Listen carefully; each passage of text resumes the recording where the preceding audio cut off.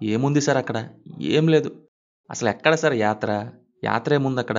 దానికంటే 'జై జగన్' అని పెట్టాల్సింది టైటిల్. అంతా 'జై జగన్' అనే అరుపులు, వెనుక సాంగ్స్, ఒక వన్ సైడెడ్ న్యూస్ షో రీల్‌ని యేసేశారు.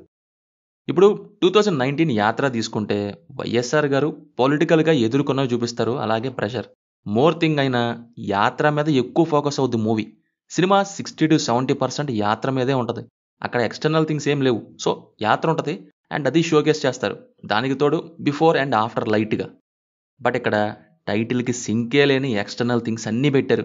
న్యూస్‌లో చూపించినవే పెట్టారు. ఎలక్షన్స్‌కి ముందు జగన్ గారు చేసిన యాత్రని ఒక సాంగ్‌లో గానిచ్చేశారు. సరే, మిగతావన్నీ పెడితే పెట్టారు. వాటికి ఇక ఎటూ సైడ్ లేని విధంగా వన్ వేలో కొట్టేసిన ఫీలింగ్. అందువల్లే అనుకుంటా ఒక పాయింట్‌లో సినిమా బోర్ కొట్టేసింది ఫుల్‌గా. ఇంకా అతి తప్ప ఇంకేం లేకుండా చేసినట్టుంది. వైఎస్ఆర్ గారి మరణం, పార్టీ పెట్టడం, అరెస్ట్ అవ్వటం, అసెంబ్లీ సీన్స్, వన్ సాంగ్ యాత్ర, గెలవటం. అండ్ ఇంకా అతి ఎలివేషన్స్. ప్రతి పావుగంటకి. ఇక్కడే పోయింది సినిమా. ఈవెంట్స్ గురించి తీసుకున్నప్పుడు వాటి మీద చేయాల్సిన కాన్సంట్రేషన్ ఎలివేషన్స్‌కి ఇచ్చారు. టూ మచ్ అయిపోయిన ఫీలింగ్.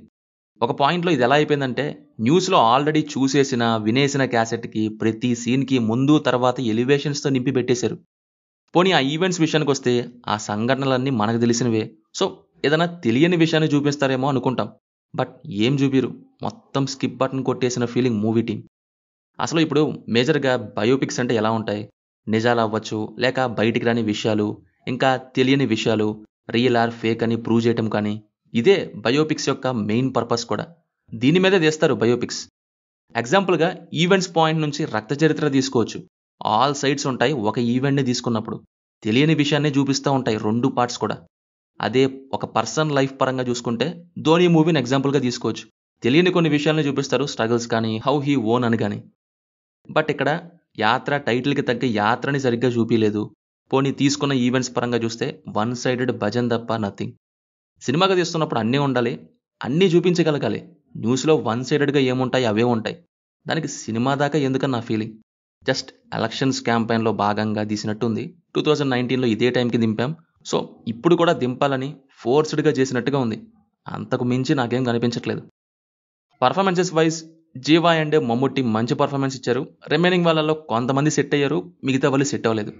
మ్యూజిక్ పరంగా 'సనా' మాత్రం ఫుల్ డ్యూటీ చేశారు. ఎస్పెషల్లీ బీజీఎం బాగా ఇచ్చారు. ప్రొడక్షన్ వాల్యూస్ బాగున్నాయి. అలాగే సీన్స్ రీక్రియేషన్ బాగున్నాయి.